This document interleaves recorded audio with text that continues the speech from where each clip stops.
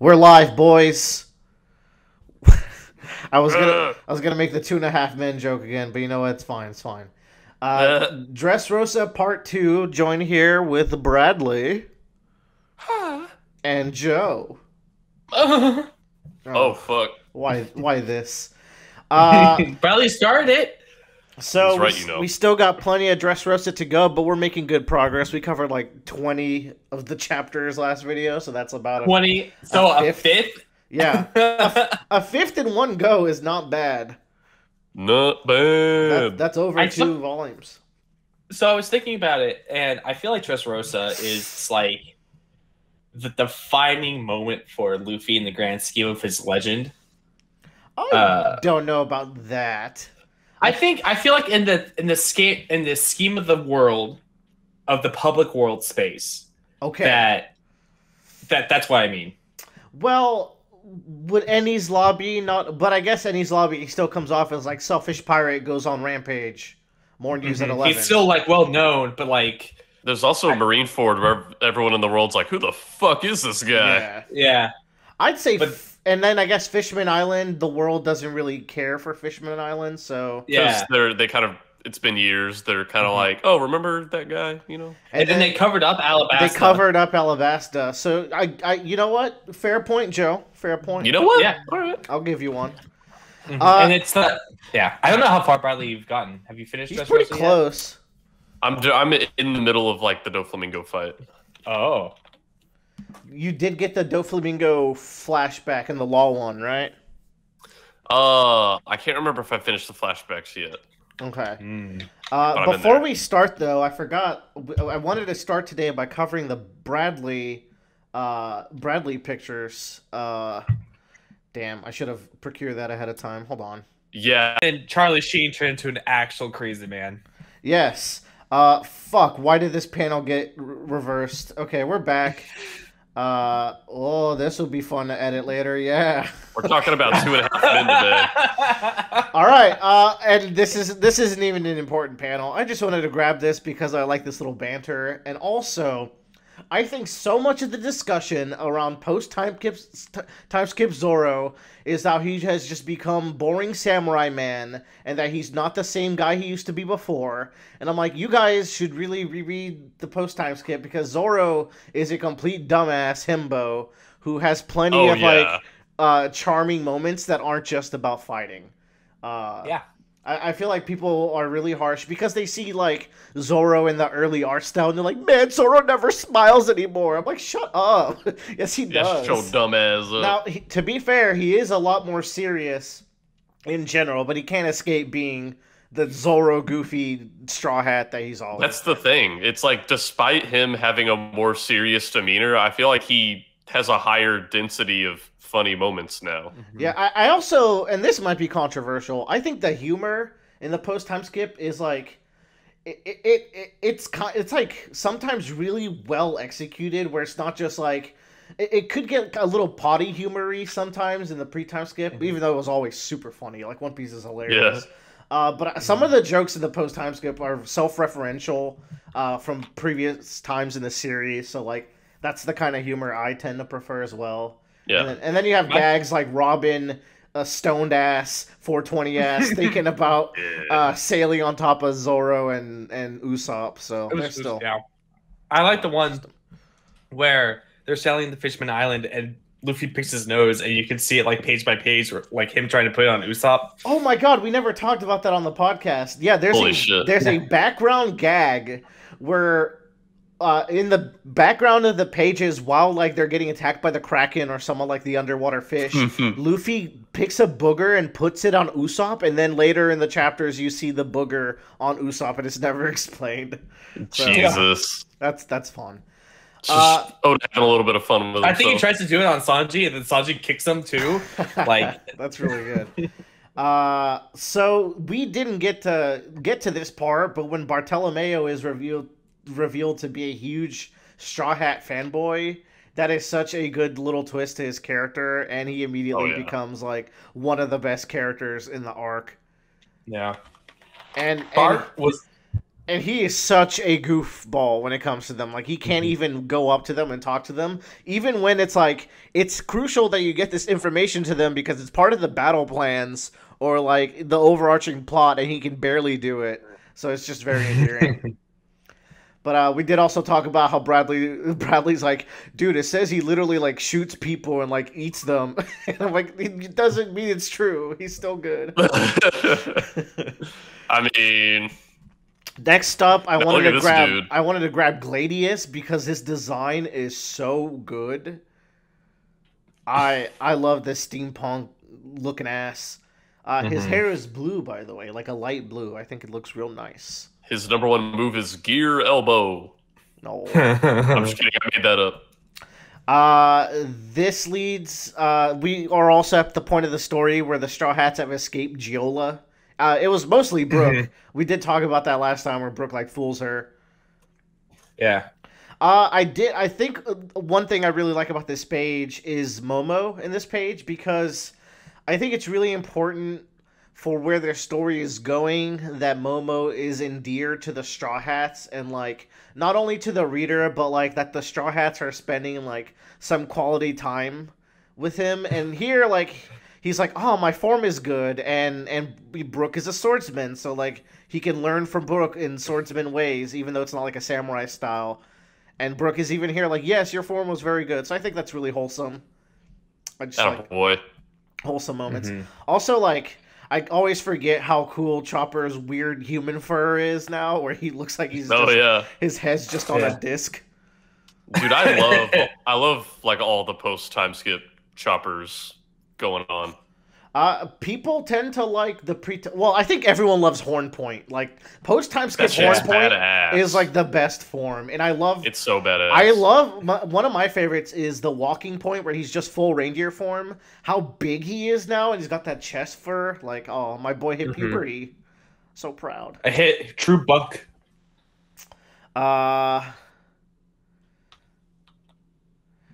think this is just good Doflamingo dialogue. I learned a trick, guys. My final evolution. I always say it's my final evolution, but you'll see it later. Are you talking about the cropping again? No, this is already pre-cropped. I don't have to edit this video at all. I just have to, like, lower the opacity of this. The notes. The most recent technique is I'm going to start putting text here to remember why the fuck I took certain pictures. Brilliant. I know. I think this is referring to Law trying to figure out if he's a celestial dragon or not. Yes, which we'll definitely talk about that when we get to Doflamingo's flashback. Yeah, in more depth. But this does start the green bit encounter, which I think this is the point where I said last time we're like, I'm kind of iffy on some of the Colosseum stuff, on the pacing in it. But once we hit the green bit, I think this arc like really steps it up a notch because this encounter with Doflamingo and Law and Fujitora and Sanji shows up is just so intense. I absolutely love it. It gets fucking nuts. Yeah, like it gets nutty. It's absurd. and like the strategy that Law has to employ here is one that puts the Straw Hats at the forefront. He's like, I cannot let him see the ship because then he's gonna piece everything together and immediately go for the ship, which is a fate that he's not really able to prevent. But then Sanji, because of Viola's help, Viola's like, oh shit, Doflamingo's going straight to your ship. Sanji flies across the sky and meets him in the sky in this fantastic panel. That was fucking sick. Stay the hell away! Let's go. Look how I love, this is one of the times where, like, this is the kind of stuff where I feel like Oda does his stupid size stuff, because it looks really good here. Where, like, you're fighting this gargantuan Doflamingo. I love this particular clash, too, because, like, it's not super often you see Doflamingo with a strained face. Yeah, like, this is, like, people kind of clown on Sanji because, like, as we're about to find out, he's about to get written out of this arc, right? And so's half of the Straw Hat crew. And because of that, people are like, oh, for better things. But because of that, people like to clown on Sanji because, like, man, Sanji, like, is a total pervert in Fishman Island, and then in Punk Hazard he kind of loses to Virgo, and then here he just briefly clashes with Doflamingo. But I'm like, yo, Doflamingo's so strong to like straining him. I think is like Oda's way of like showing Sanji's prowess in his own way. And also like this is such a clutch save. Talk about clutch Sanji moments. He just flew across half of Dressrosa to save the crew. I think that's great. Yeah. I think also like the other thing is that this is a CP9 technique, which I don't know if it requires more or less concentration, but he doesn't need like to manipulate a fruit to do it. He can just kind of weave it into his techniques. Yeah, it's a CP9 technique that he picked up. Yeah, and he calls it Skywalk. And Doflamingo requires like clouds and everything to like just move around. Yeah. Because I don't know I don't know where it's explained in the story. It's not really a spoiler in any way. Law says it. Law might have already said it, but he Doflamingo ties a bunch of strings to Sky Island style clouds because there's more than just the one Sky Island, like the one that Nami went to. So he ties it around those solid clouds, and like I guess all over the Grand Line, there's just strings that he can Spider-Man to, which is pretty cool. I think it's just regular clouds. Like he can string from one thing to another. Like it doesn't matter, but I think it specifies that it wouldn't make much sense if he's stringing onto vapor. And sure, we just saw a woman shoot a magma tear out of her eyes, but this feels a little different. Which we also kind of got explained by God, yeah. That the weird bullshit is most likely puns in Japanese, and I completely forgot that. Yeah, that's a good point. A lot of the dumb One Piece stuff is Japanese puns. It's like okay, forgivable. 100% okay. I grabbed this page because it's first of all it starts showing us the application of Law's Devil Fruit as it will be used in this fight, which is just all sorts of spatial manipulation. And there's a very good moment of that right as the Doflamingo fight starts, but we'll get there when we get there. This overheat move, right? So Doflamingo makes a whip of string and then supercharges it with heat. With I guess if Luffy can do it, why can't Doflamingo? Since it seems to be some weird hockey technique. But just the scale of this attack, because they're out in the ocean right now, and he misses, and then it's just like, meanwhile in Dressrosa, a whole building casually gets sliced in half, just like butter. This is pretty much like the heating a metal wire and like slicing through anything like butter. This is the kind of shit where, like, if I lived in the One Piece world and I'm, like, a young boy who, like, wants to grow up to be one of the world's greatest fighters, I'd be walking down the street and I would see that and I would just be like, I'll never be as strong as these two motherfuckers. Worst case scenario, you're the young boy in that building praying to be strong one day, and now you're two boys. Yeah. You're two halves. And here... is it just me, or are you too invested in Doflamingo? So this is like, first of all, Sanji's observation hockey and just overall observation skills, always on point. I saw a very interesting Reddit post about how, like, Sanji has always been, like, Luffy levels of observing people's true natures, and it's usually played for jokes, because when it's with women, he goes on his big spiel, which is why last time we talked, I was like, you were like, oh, Sanji was being a simp, and like we thought it was cool, but it really wasn't. I was like, no, I thought it was always cool, and that he genuinely did believe Viola. It wasn't just horniness. Because with other women like Khalifa, he like never tries to like turn them or be like, you're really good inside. You're not beating me up because you want to. So I feel like he has a good vibe for these things. But anyways, this is the first hint. This is the first hint that like Law. And we didn't get any of this. Law's like, yo, we're going to do this to get to Kaido. But it's becoming very clear that the getting to Kaido part was more to lure Luffy in, because his real goal was Doflamingo all along.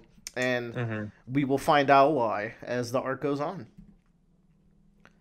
But and here he makes it very blatant, where he's going to be selling the score for 13 years ago. Hell yeah. And we also get more reiteration of, like, if y'all blow up the factory, I get the plan. You blow up the factory, and then Kaido has to come for me, and that's how you wipe me out. But Law is like, nah, fuck it. I'm going to kill you myself, and we're going to blow up the factory as insurance. But that will be a much harder mission than I think any of them expected, because that whole factory sequence is quite the doozy. Mm-hmm. Okay, remember in Punk Hazard, I was like, why is Momo seeing the face of Doflamingo when he's scared of flying? It's because I forgot that Momo and Kinemon were in Dressrosa at some point, and they saw, and there was every possibility that he saw a scene like this. Yeah. But that explains that. Yeah. And then we get Rebecca being cheeky, which I like, where she, like, her fighting style is just so cheap. She just goes to the edge of Final Destination and has a very good dodge game. And she rings you out. I would do the same thing. Like, it's like, I could just get free wins. I did it. We get the first view of what happens to the losers of the Coliseum, where they all fall into this giant toy pile. And at this point, like, the ominous stuff in Dressrosa is really ramping up, but we're about to see explicitly what happens to these Coliseum people and where the toys come from. We do get the review of Riku, which we'll learn to love Riku as the story goes on. Right now, he just kind of shows up. We're like, oh, cool. He's just kind of a guy. I'm like, he's sitting there. But it does make you reflect on, like, when he's fighting and he's lying on the ground crying and he's like, damn you, Doflamingo, and, like, clearly, like, he's someone who has a big grudge against Doflamingo, and it's a very reasonable one. Yeah. But, I did like this panel, though, because we do get a brief flashback of, like, we'll get more in depth of it later, but, like, of that fateful night when Doflamingo showed up. And the toys and the soldiers who remember him still bow to him.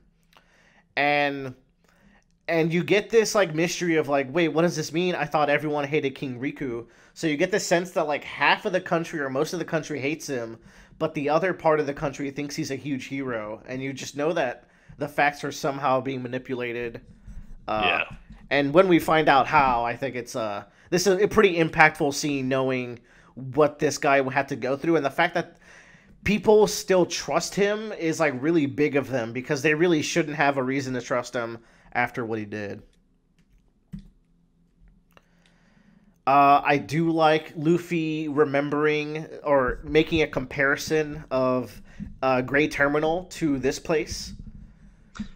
Yeah, I really like this when it came up too, and I'm just like, I think that's kind of how I don't know how Oda, I don't know what his process is for, like, planning when certain flashbacks are placed in relation to, like, the current arcs of the story, but yeah, I'm like, it's so good that we got Luffy's flashback, like, pretty shortly before getting to this arc. I don't know, because he's able to see this and be like, oh, it's just like where I came from. Yeah, and I just like this because, like, it just also shows that maturity to Luffy, where, like, he's reminiscing about the past and making connections based on it, when I feel like maybe earlier arcs he'd be a little more simple-minded. And just, this is a very cruel, like, this is just about as cruel as Great Terminal, if not crueler, because you get literally forgotten and you're trapped in the body of a toy. So it's actually worse. So this is a good moment to bring it up, and it doesn't feel forced at all. Like, the theme of trashing out what is not needed is a very one-to-one between those arcs. This is the story of, like, King Riku and the Tomtatas, which I thought was pretty cute, where 800 years ago a new king came to rule Dressrosa, which was King Riku. But before that, they were slaves to the humans. So he did his best to, well, it wasn't King Riku, but Riku's ancestors did their best to reform what once was, which this whole idea of, like, some of these countries had kings, and those kings were terrible, and when all those kings left, it created this power vacuum where a bunch of new kings came, and so far from what we've seen, you have kings like Wapol. He's someone who probably took over in that vacuum and turned everything for the worse. And then, well, not him, but his royal lineage. But then you have good royal lineages like the Nefalti family, which Vivi's from, and now this one. So I think that's, I don't know, it's just nice. It's cool. We get the big reveal that Toy Soldier is Rebecca's father, which, were you able to guess that by now? I don't think I had guessed like specifically father, but I was like, it had to be someone that she like knew previously. Yeah, I don't think I guessed it either, but reading back on it, like the relationship is pretty father-like. Yeah, it is. But like because you only recently found out about the real truth of the toys, it's easy to like not piece those together, especially when you're reading it in one go. I bet the weekly people were all over this. I don't remember if I was back then. I don't think I was. Yeah, I'm sure there were plenty of people when it was coming out who were like, that's obviously her dad. Obviously. Let's see. I got this for some reason. Am I the only one hoping for a nip slip from Rebecca? That's probably it. I hear you. It sets my heart racing, and I'm like, Oda, you made her 16. Moja Man could say this because he's 16, but you. I like at the bottom here where he's like, wouldn't it be more efficient for characters just to, like, kick the male fighters in the balls? And he's like, it'd be really lame if like you have people like Whitebeard and Shanks fighting for their ideals and they get defeated just from a kick in the balls. That'd be great. Whitebeard never once took a wound to the back, but he took a wound to the balls. To the balls. Willer, was it possible that you grabbed it because of the cover page? That is the other. I was like, why did I grab both pages? But the other obvious reason is that X Drake ends up capturing, or kidnapping Caribou. So maybe that'll lead to something. It's nice to see X Drake because I think this is the first time we've seen like a full body of him in the post time skip, and I like his. He doesn't quite have an eye patch. No One Piece character does yet. But he's the closest so far. Also, crazy. His name is X Drake. Technically, right, it's DS Drake. DS Drake. The cursed knowledge that we have gained. Also, this is a cute SBS because it's like I just love everything. The wonders of nature. Oh, okay. So we start getting stuff into Doflamingo. A little bit of a tidbit here is like. He started attacking the heavily offering ships of the Celestial Dragons, which would get you insta-killed. It's something that he can only do because of his sway as a previous Celestial Dragon. And also the fact that, like, they could come for him, but, like, Doflamingo is strong enough to where he can fend for himself. Hell yeah. So he's like, he forced himself into a position of warlord by doing, like, the ballsiest thing you could maybe do in the entire One Piece universe, which is go directly for the Celestial Dragons. That's pretty badass. Yeah. And then I believe this is the Riku flashback we're in now, where Doflamingo offers to sell the kingdom for 10 billion berries because the kingdom used to be his family, right? So he shows up and he's like, I'm taking over. You gotta pay me. Go get your people to give you the offerings, which when you think about it is just extra cruel because it's like, go beg your people for money, and then no matter what, I'm going to make you go kill them anyway. So it's going to make it sting just that extra much. Very, we're getting very Jack Slash vibes here. Like, this guy is just like the most evil motherfucker.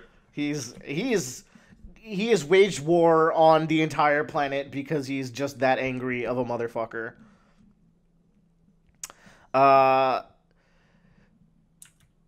To kill one another is not the act of civilized men, which is interesting because they have the Colosseum still, but the Colosseum's kind of like the Colosseum was very much a sportful place back in the Riku days, but it feels like it's gotten more violent based on what we see back then and what we see now. The absence of war throughout 800 years of Dressrosians proves that we are not beasts. Do not fall into primal instincts and retain your humanity. We must not kill. I think this is pretty interesting. It just feels like a very big stand of leadership where it's like, we must retain our humanity. We must not fight and kill. But like, that might be his undoing. Even if he fought, like, I don't think they would have been able to stop the Doflamingo pirates as they were, but I digress. I just love this page because this is the problem with the warlord system, right? You have to wait for the entire kingdom to quake in fear before the hero can make his grand entrance. This is just the evilest shit. This is literally what Crocodile was doing. It's what Crocodile was doing. Alabasta 2.0, once again. But Doflamingo, he grows on you so much in this arc as a villain, I feel like. And he, like, you already want to see this guy get beaten in so much. Because he has so much foreshadowing and hype before we get to this arc. And then we see the things he's done to the people of the country and to maintain power. And you're just like, oh, this is the evilest thing. Mm-hmm. And because he's a warlord, it's like I can own a pirate crew, and I can show up and clean this up and come up as a hero. And I'm such an important asset to the government where they're gonna look the other way, which might be where Fujitora comes in, because his whole role in the story is still a little mysterious. He's looking the other way to certain things right now, but he clearly does not like Doflamingo. Yeah, he's like, this whole, are we sure this whole warlord system is doing it? Yeah, I don't know how good it's doing for us. Right, King Riku goes in, kills all the people as he's puppeteered by Doflamingo, which is just very sad. And like, what makes this extra tragic for me is he clearly had good enough standing with his kingdom before this happened that I think when they initially started asking people for money, they were like, if he's asking everybody to pitch in, King Riku has a good reason for it. Exactly. Like, that was a nail in the coffin before he was even buried, where it's like, I'm going to like abuse that trust. And it works double ways. It works for Doflamingo's plan. It works for the reader to see what you just saw right there. So I thought that was a really good story beat. We also see Viola here, and like Viola comes off as such a cool character for having to endure this and being like, I see what's going on here. I'm going to have to play the long game and one day get back at Doflamingo. God, she really did. She's badass. I'd rather be dead. Anyone, just kill me. This is a child's manga, by the way. This is for kids too, and you're seeing horrific scenes like this. Just a king wishing to be killed because what he's actively doing is just worse. Yeah, it's just a dumb, low IQ shonen. Nothing of substance here. One piece about silly rubber boys. So Willard didn't grab this panel, but one panel that I really like that's literally on the page opposite of this is you get a shot of the Doflamingo family that's much younger. Yes. And I think it's just interesting that, unless I'm mistaken, this is like the first crew that we've seen where we see them at a much younger age than they are in the current arc.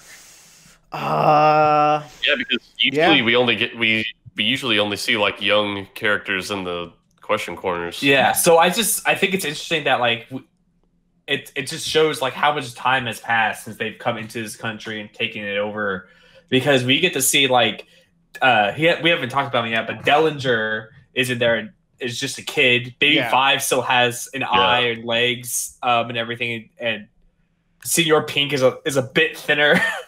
Senior Pink transformation, holy shit. the downgrade, but he's so hard-boiled. He's so hard-boiled. I did grab a panel of them later in the arc during the Law flashback, so we can go over their individual designs then as well. But I did grab this one because this is just the turning point moment. Him and his, like, how come even Treble looks cool here? The lamest fucking dude ever. Even he looks cool here. Yeah. So it's just like, they show up, they're the heroes of this country, and they're like, I will do anything because Riku's, I think there's panels where kids are hurt. Like, he's literally attacking children even. So it's like, anything that will get him out of this hell. And Doflamingo just happens to swoop on in. I definitely want to set aside some time later to talk about the Doflamingo family as a crew. And I think we'll do that around the Law flashback, because I think this is like... I remember mentioning how much I loved Moria's crew because they felt like a crew who joked with each other and they had like a certain bond, but they were like, they were not good people. So like they were a little distant from each other. This crew, the fact that they're called the Doflamingo family, and they really are a family, is just so interesting. But we'll dive deeper into that later in the arc. I think it's a really cool aspect of this crew. If you promise not to murder my father, I'll follow your order. So this is how King Riku's still alive in the Colosseum. It's because of Viola's doing. And you're just like... I love the cut back to Robin, who's also just had to sacrifice a lot in her past I just think that's really cool. Robin worked for the Alabasta Doflamingo, so it's like it's got some parallels there as well. All for the greater good, for what the greater good is for either of them. We get this is when we actually get it, and I don't know. Yeah. I don't know if you were able to predict this because I for sure was not. I think even I was not. I think even the weekly readers were kind of like fucked up by this. It felt kind of like a plot hole. It's like, how come Rebecca doesn't realize this is her father? Like, it's clearly someone missing in her life. It's because of the horrible fact that you're erased from existence. We're on some pact shit now. We have the worm main antagonist, and then the pact like mid-series plot twist all in one arc. So, Dude, pretty and, like, just this panel of this dog looking at his family is heartbreaking. the literal rift as he's left to be in the shadows, because at night they gotta go be slaves, so that's like extra fucked up. But yeah, and that is the explanation of why Toy Soldier can't just he probably can't even go up to Rebecca and be like, Rebecca, I'm your father. There might be, and it's interesting because he's the only toy who didn't go through the pact where like Sugar puts a pact on the toys where they have to be obedient and they have to like keep certain things secret. And by being the one toy who escaped it, he's the only toy who can save every other toy. So I think that's just like more reasons why I love Kairos. He's just got so many cool things about him in this arc. Fucking G. This is just a nice panel where like they're just listening to the plight of the toys and the Tomtatas, and they were like, yo, we chose that today we would fight to the death, and we were gonna do it anyways, but you guys showed up, and we were almost gonna call it off, but y'all showed up and we're gonna do it. And they're like, oh my god, no! Usopp's like, god damn it. Because they're aware that Usopp's been feeding them a lot of lies too. They're not even sure if they can fight for the country. Yeah. This is You heard it here first. Robin can't swallow it. I'm sorry, Joe. I know. It's okay. I think this is everyone's like favorite candies or like snacks. Yeah. I very much like Frankie's Not Hard Enough because he's just such a hard-boiled dude. And then Brooks no cheeks to make a sour face so he can enjoy lemons. That's cute. Oh, this is their least favorite food. Oh, their least favorite so. ones. Yes, you're right. Yeah.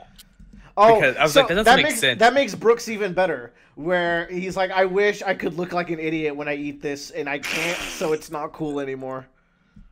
Jeez.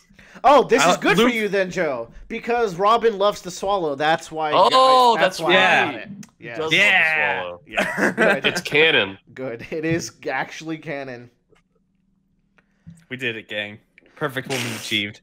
All right. Are y'all ready for after 700 chapters of this bullshit? We are finally getting more sprinklings of the Will of D. This is the most sprinklings we have gotten maybe ever in a contained arc. I think the most before was the Robin flashback with Jaguar D. Saul. And then a little bit of it with like Gold Roger and Port Gas D. Ace and like fuck these D's. But like we're gonna get a lot of it throughout this arc, and this is just like the beginning of it. Yeah. I saw this page, I was like, this is only one page, and this is like already like like the most of the D stuff we've gotten. I remember I was about to turn the page, and I was like, oh my god, I'm going to turn this page, and there better be more discussion on this. I'm sorry, Bradley, there wasn't. But there will be later in the arc. Yeah, there is later in the arc. In a way that's frustrating, actually. But we'll get So what do you want, Zola? Okay, I fucking love this, and I had to grab this because, again, I grabbed earlier where Frankie and Luffy had their bro moment where Frankie's like, yeah, go to the Coliseum. You go get him, Scrimp. Don't tell nobody because they're going to be mad, but I support you. I love how Frankie is the one who takes the stand in this arc. I don't care what you say, Luffy. I'm going to do this. I'm going to help the Tomtatas and the toys because they're going to do their fight to the death today, and they're going to lose, and we're going to help them. I can't abandon them. To like, and this is such a fantastic scene because at the same time Sanji's asking to leave to go address the Big Mom situation, and it's like, and like Luffy and like them are like splitting up. Where like Law is like, you guys go to Zao. We're gonna meet at an island called Zao. We don't want all the Straw Hats to get caught here. We're gonna stealthily destroy that factory and get out as soon as we can. But really, Law is like, I'm on a suicide mission right now. I'm gonna kill Doflamingo, and we'll try to keep the plan afloat. But we don't need all the Straw Hats. So I thought this was like not only a really good way to split them, but it's a both good Luffy, Sanji, and Frankie moment all in the span of one scene. And I'm like, this is just extremely efficient storytelling. Yeah, I don't know if I've ever said it, but Frankie just always kind of strikes me as like the dad of the group. And this just kind of feels like one of those moments. His old man heart is going out to these people. I think he will get relegated to Big Brother once real dad Jinbei comes back into the story. Oh yeah, Jinbei is daddy as fuck. He's weird dad. And then Robin is mom. Maybe he can be weird uncle, but Brooke is already weird uncle. So we moved Brooke to weird grandpa, Frankie to weird uncle, and we have the family unit again. Yeah, it's like Frankie's like fun dad, but Jinbei is the dad who can beat up your dad. I mean, Frankie will suplex your dad, so it'll work either way. And then like... So that wasn't about the Big Mom situation that Sanji was talking about. And then Big Mom ship shows up. And at this point, it's like, what the fuck is this arc? Yeah. Because we already have the most characters ever, and you're telling me a Yonko just showed up. For the first time in the series, we have face-to-face with Yonko, like a full Yonko's mini armada. The design of the ship is very cool. Isn't it? The ship is singing. So that is already like very shippy. Is this potentially a ship that ate a devil fruit? Which that'd be kind of badass. Would go back to our Sunny eating the snow fruit discussion. I'm just gonna throw that out there. Yeah, because like if this boat has a devil fruit, we can't roll that off the table. This is just one ship, I believe, right? This might be the main ship because I believe that this is the one they use in Treasure Cruise. And I think this is one we see later in the story in like prominent scenes. So I think this is the main. I think it has, and those are two side sails that it has. Because they don't have a forward mast or like they don't have a head. What do you mean? Does that make sense? They have like the most head of all heads. It's talking. No, I meant so the left and the right are not ships. No, correct? They're not. Yeah, they're just it's a wide ship. I wanted to make sure that I was reading that correctly because you could like potentially see that as like two smaller ships with this large ship. And Christ, remember how much bigger the Sunny was from the Mary? And then how big a battleship is compared to the Sunny? And then how big this thing is? I didn't actually know the Sunny was in this page. That's how much bigger it is. It's so small in comparison. So what do you think? Look how much detail the Sunny has, by the way. Just how small that is. Yeah, he didn't have to go that hard. Bradley, what do you think the deal is? Because we don't actually get to cut back to this scene anytime soon. Yeah, so I almost forgot about this page because we see this and then I assume this stuff is just kind of happening while we're doing all the other Dressrosa stuff. That is the correct assumption. But and this is great where Caesar's like, fuck, I was embezzling Big Mom for my research, but I wasn't going to do it. I wasn't going to like finish the research I was doing for her. Don't let her catch me. So now Caesar's a character who Kaido wants because he makes the smile, and Big Mom wants because of something that we might find out about later, but some research that he's embezzling. And Doflamingo wants him back, and the Straw Hats have him kidnapped. Like, Caesar is just such a fun linchpin to this entire underworld operation in the New World. I kind of love that about him. You know what, Caesar? Tough break, bitch. I think we have a common saying here at the Roundabout Cast. It goes something like, shit happens, bitch. Shit happens, bitch. Talk shit, get hit, Caesar. Talk shit, get hit. It's true. I like this scene from Nami. Nami is also not very prevalent in this arc, but every Straw Hat gets their moments. People sleep on the small moments that Straw Hats get in the bit, because this plot is just so much more complex than it used to be back in the day, where it's just all Straw Hats all the time. So I just like this, where it's like, Sanji, I don't think we should turn back, and I'm not saying this because I'm afraid. Listen up, Luffy. So like, usually Nami would be Power Trio, like, oh no, let's not. There are 3 cards we're fighting with over Doflamingo: Caesar, the Smile Factory, and for some reason Momonosuke. So this is just really cool because we've gotten through so much stuff. So this is a good scene because it makes Nami seem cool, but reminds us what cards the Straw Hats have to play with, and these cards just make the plot ever so more complex because many things can happen with these like little board pieces that they have. So they're like, well, we can make sure that we secure Caesar and Momonosuke, and you guys finish off the Smile Factory. Yeah. Well, she mentions that right now we are winning 2 of the 3 cards. So if we try to jeopardize that anymore, we're for sure going to lose. So, Bradley, why do you think Doflamingo cares about Momonosuke?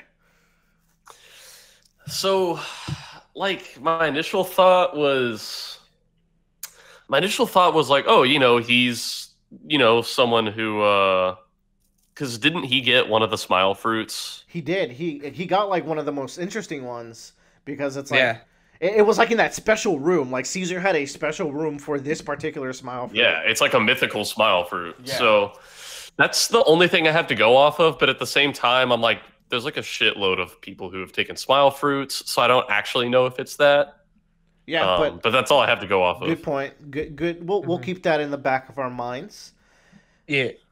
And this is the big splitting point where Sanji gets permission to fire back, which is incredibly badass. This is the like sure, they pissed off Big Mom by taking over Fishman Island and claiming it as their territory. Now they're firing back. This is very explicit.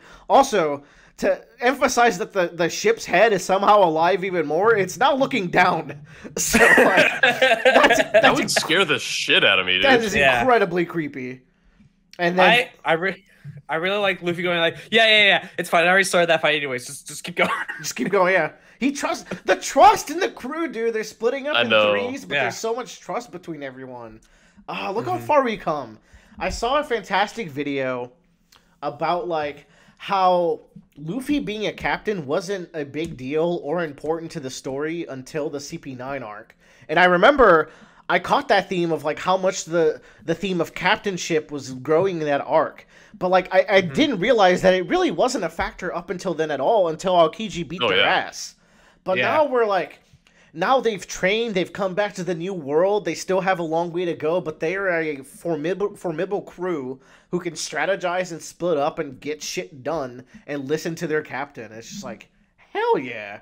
This is something that you can only get out of a 700 chapter story that people are like, oh, it's too long, but it's long because it's like building up this organic improvement of the Straw Hats and of them as like a force in the world.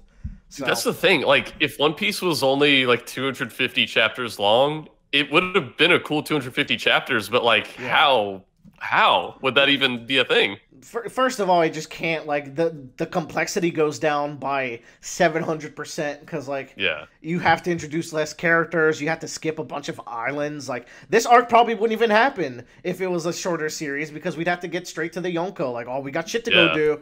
So, like, like, it has to be long because it has to be long. Oda's not dragging it out, which is an argument I always, like, I think is important when discussing One Piece with people who haven't read One Piece. We get introduced to Sugar finally. First of all, Sugar's design, S+ tier. I think she looks so cool. I think she looks badass. Very cute, but like the crown and the eye patch, you're actually really creepy. And she also calls like everything stupid, right? Yeah, like she is older than she seems. Because her fruit happened to lock her age, so we can have a lowly character while we're at it. Yeah, how convenient. How convenient, Oda. But I like how Treble's also like Treble's primary duty while they're in the island of Dressrosa is just to make sure nobody can touch Sugar. Which I think is like, I put one of my 3 strongest dudes. I'd say Treble's probably like Doflamingo's second most trusted person, just based on how the arc goes. Like, Treble's his like right-hand man. He's like always there. He's a disgusting snot human being, so fuck him. But it's like, I'm going to put my most trusted advisor on you because you are the single most important person to my rule of this country. I think that's super cool. Yeah, because like if anything happens to her, and it eventually does, like, you know, his whole thing he's created here kind of falls apart. Willard, Oda's getting real horny about drawing that eye patch. Yeah. Like, okay. True. I just mentioned it. We're getting so close to eye patches, but like, because like that was like the shape of an eye patch, but it wasn't an eye patch. Yeah. It's like he's like, I want to start using the design. There's an eye patch on somebody somewhere, and it's either going on the final villain of the entire series. Okay. Or it's going on Luffy. It's going on Luffy. I'm calling it. In fact, I really think it's going on Luffy at the end of the arc we're currently in. I think he's gonna get in a tough ass fight, and he's gonna come out with one eye less. Damn. It's gonna be the eye. Which is perfect because it's foreshadowed in the first. Yeah, in the first chapter, that's the first thing he does is he tries to gouge out his eye. He cuts under his left eye in the first. That is brilliant. Oh, it's happening. It's happening. Oh my god! But also, Tyler, put him on the phone right now. He needs to, we have a running spreadsheet of our up-to-date theories, and that's a good point, Joe. Mark that down. But something I like about Luffy getting the eye patch is something that happened in JoJolion recently, but this is going to be a bigger thing. Where like you have now fundamentally changed the main character's design in such a spoilery way that the world won't be able to avoid it. Because if Oda does this, it's going to get people who hasn't started One Piece like, oh shit, when's Luffy going to get that eye patch that I see all the time now? Like, that's going to be pretty exciting in its own way. But we're going to get to see it live when it happens. Yeah. It's going to be great. Unless we're totally wrong. I just want to bring that up because, like, he definitely has been screwing the line. Because we even have Zoro, whose eyes closed the entire time. We have Sanji, whose one eye is always also... Like, he's always skirted that line. Yeah. And it's like it's one of those things like we talked about back in its lobbies. Like there's like 5 elements to like a pirate, which is like a hook hand, a peg leg, a big trench coat, and then the fucking eye patch, and even like a pear on the shoulder. A parrot is important. We're still missing the pirate with a parrot. The closest is Lucci, but that doesn't count. Yeah, but the eye patch is like such a defining like piece of pirate, like maybe the most. Yeah, like that and the peg leg and the hook hand. And we've gotten all those other 2 things. Yeah. So, I don't know. Like, I'm really interested to see where that goes. Oda has gone on record to say that he is saving the eye patch for someone. So, I mean, it's going to happen eventually. This is just Bellamy's life is suffering. And sure, you brought this upon yourself, but you feel like a better person now, and now it's even worse than it ever has been. Yeah. And he's saying this straight to Luffy. He's like, I can't betray Doflamingo. And he makes it very clear. It's like, you are the only other man I respect later in the arc. In a very crushing scene that we will one day get to. And then you turn the page one day and you see this. And you're like, what is happening? Why is Luffy making this face? Why is Luffy Eneru now? I love it. I love that, like... I think this is the 3rd full-on Eneru page. One was Perona, the other was Eneru, and now we have Luffy doing it. So that's fantastic. Bradley, what did you think was happening here?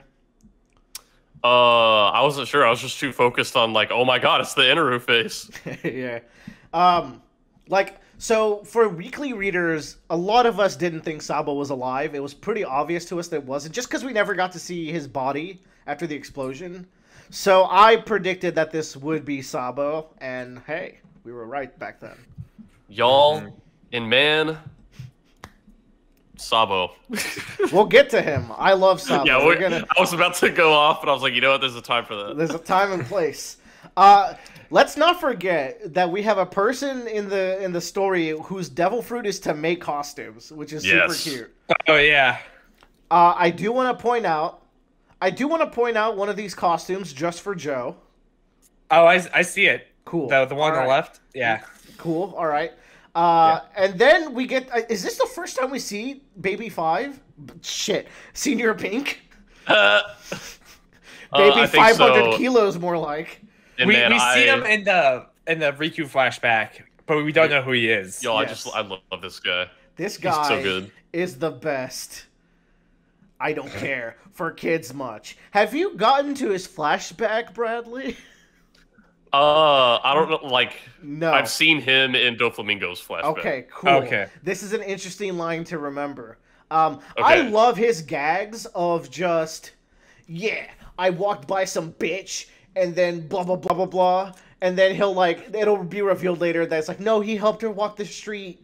Or like, yeah, go ahead and hit my groupies. And then he will like do something to block it. Like, that's just the kind of vibe where he is. Where, like, I know, dude. it's such a fun character where if you look at this and you haven't read One Piece, it's gonna make you not read it. But the writing is what sells it. And I think that's just perfect. He wipes his mouth with girls' bras.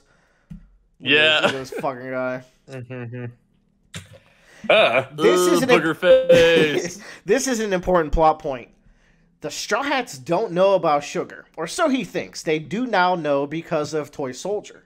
However, and this will come into play much later, Law has never met Sugar because Sugar joined the crew with Monet after Law stayed with the crew. That's right. And I didn't even think about that. I think that's really brilliant because it's used for suspense. Sugar gets used multiple times in this arc, which we'll get to later, but I think that's just really cool. Mm-hmm. Here we get the full Doflamingo current family and their organization. So we have a fighter brigade, an assault squad, and a special powers team, which is very neat. I think it's cool that they're organized into suits. Yes. Yeah. And what did you think of the fact that a heart is missing? Clearly, where's the heart suit? I didn't know if that implied like Doflamingo himself was the heart, but I think if that was the case, he'd probably have a heart symbol here. I mean, he's the Joker, right? So he definitely can't be the heart. Ah, right. And I love how Wow, card. I also love how Virgo and Monet are like very specifically like they're not in the story anymore. They're actually both dead, but which is super rare. Shockingly. Shockingly, They're both dead. so shout outs to them for dying. Like a round of All right. applause. But Good job. Good job.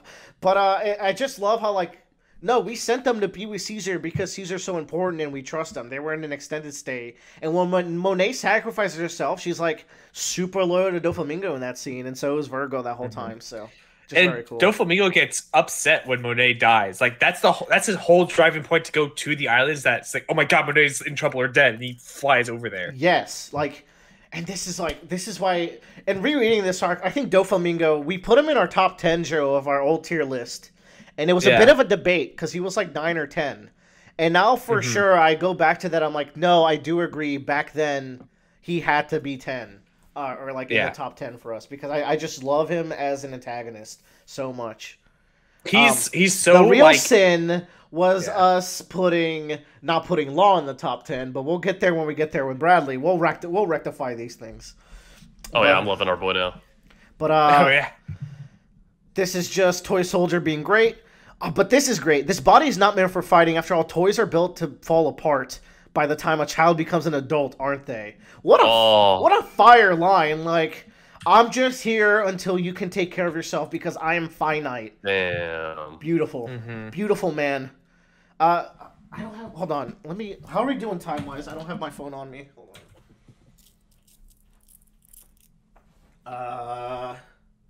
We're actually wrapping up somewhat soon, so we'll do a couple more pages. This was fucking fire. The review of Hakuba. This is like the paneling of these pages, the no dialogue, the split instant Hakuba attack. This is the coolest way to review this character. Where they're just like, wait, why did Cavendish fall asleep? And then everyone's like, all right, let's kill him. And in a split second, Hakuba takes out 3 people. And I don't know if I grabbed the next page. And I didn't. I don't want to show too much because then Shueisha's going to be on our ass. But like in the next page, he wipes out like the entire rest of like the Colosseum, barring Rebecca somehow. And I forgot how she gets away from it. And, wait. Wait, what happened? Everyone's dead. We are back. My internet dropped for some reason. Anyways, the good people at home got to watch me gush about this scene where Hakuba's revealed and how beautiful it is and like how good the paneling is. So why don't y'all do it for me instead? So we see here Cavendish lying on the ground and like he's just like about to get impaled by these three dudes. And then the way that Oda just colors in the face is like incredibly menacing. It's a spooky ass face. It really is. But and it's unexpected. Like you meet Cavendish and you're just like, oh, he's just kind of like a Brooks style swords, like charming bard kind of dude. Yeah. And then and then he goes off. And like it's even like that in Pirate Warriors where like you have to like accidentally figure out how to do Akuba to unlock the rest of his powers. Yeah. When you go into Hakuba form in Pirate Warriors 4, he becomes one of the best characters because his speed is just ridiculous. But the speed is what's so good about this, because this isn't. I didn't grab the second page, but then it goes into a 2-wide page of Hakuba killing like everyone in the Colosseum that isn't Rebecca. I think Rebecca gets away by like being behind a barrier or something. I forget, but like I thought this was a brilliant review of this like interesting twist of this character. Like it's not going to be super plot relevant in anything until he busts it out again in like a later fight or something. But like it's just an interesting quirk where like somewhere in the world of One Piece, there's a pirate prince who at night becomes a weird serial killer, insane. Like this is Diavolo done good because we don't spend time on it. It's just like, oh, it happens in the world somewhere. Yeah. Anyways, that makes Cavendish Doppio, which is great. I'm down for that. Hakuba sounds like White Knight, Cavendish's nickname. Law looks like Luffy. He does. His sleeping face looks a bit like Luffy. It could be that the D's kind of look alike, but it's really that Oda has same face syndrome. Yeah. Yeah. This is just like, yeah, Law's alive, and who would have thought that him and Luffy would try to be enough to take me down. We'll see about that, bucko. He's in the heart chair right now. Peep that. Also, he has a heart tattoo. And the Doflamingo logo that is scratched. Oh, we've never seen his chest, have we? This is the first... I don't think so. That's neat. This is the first time we see his chest, and then we get to see the Doflamingo pirate flag slashed off in a heart. So it would have been too much to show this earlier, but I think that's pretty neat. A Kingdom Heart. Looks like Kingdom Heart. He does look like a Kingdom Heart. Dude, he's a Heartless. Oh, wait, no. He's a nightmare. I'm protecting Sora's dream. And then, this is what's also great. It reminds me of a land where we grew up. And if at this point, I think most people should be picking up what they're putting down here. Where this new Lucy might just be someone we've known from the past. But it's cool how they both see that similarity. Which means they both think of, like, the horrible place they came from and how they want to make places better than that place, you know? I think that's pretty neat. Yeah. Bro, this small panel, I just had to grab it. Because I just think it's just so funny. You look far too suspicious. Madam, I'm offended. Yeah, like this doesn't even need to be in a story. Like, if you just took this panel by itself and posted it on the internet, I would be like, that's funny. Where is Kelly's out-of-context picture channel that she wanted? Because this is perfect for it. It's pretty good. And here we get the big reveal of what the fuck is up with this dude. He wants the complete and utter eradication of the 7 warlord system. This wording shows rage. It is not just like, I think the system is bad. I'm like, I want the system eradicated. Yeah, and like, this is coming from a guy who, you know, a lot of his dialogue up to this point has been like kind of neutral, where, you know, one of his underlings might tell him something and he's like, I mean, you know, it's not the time for that, or blah, blah, blah, blah. But like, this is like very concrete. He's like, no, this is important to me. Yeah, he's shaping up to be a very interesting character in this arc so far. And I just think it's cool because it's like, yeah, we get to see more admirals, and now like we're far enough into the story where the admirals could be an active part of the plot. And you know how we talked about how like we have the absolute justice of Akainu and the lazy justice of Kizaru or Aokiji. I believe like the theme with Fujitora is blind justice, where he will overlook certain things for the greater good, which is it completely explains why he's like, I'm gonna let Doflamingo get away with this because we are not the ones that need to save this country. But once this country's saved, I'm going to eradicate his ass. I'm going to get rid of this whole system. He's gonna let this transgression keep going a little further and not intervene, because with the hopes that a better outcome can come and that outcome can feed into his ultimate goal, which I think is really cool. But a lot of people are probably going to die because of that. Just kidding, no one dies, so I guess you're safe. But I digress. This is just cute because they're like, hey, what about the Naval Admiral Pink Rabbit? Sexy Dynamite Pink Rabbit. And then Oda's like, sure. This is pretty funny. Sanji's brother, Yonji. So the joke with that, Yonji the second, I guess. So you know how San is 3 in Japanese? So like Sanji's name could be read as 3G. This guy made a joke where like Sanji's brother would be 4G, and of course he would. Oda would totally do that if that was a thing as well. But I just like this how silly this is, where he just creates an admiral because it's called Pink Rabbit. It's very Oda. I got this panel because the upstart Blackbeard is supported by his 10 Titanic captains. So Blackbeard's got his own system now. Now, the thing is, even including the Impel Down people, and not including Blackbeard, we have only seen 9 of his captains, which begs the question, who is the 10th? It could be Aokiji, because it said that Aokiji was working with Blackbeard, but it's never stated that like they trust each other, so I feel weird that Blackbeard would make him the 10th captain, but yeah. I guess we'll have to find out. What if Aokiji is the 10th captain and then Robin has to face off with him? Why? I don't know. Why Robin?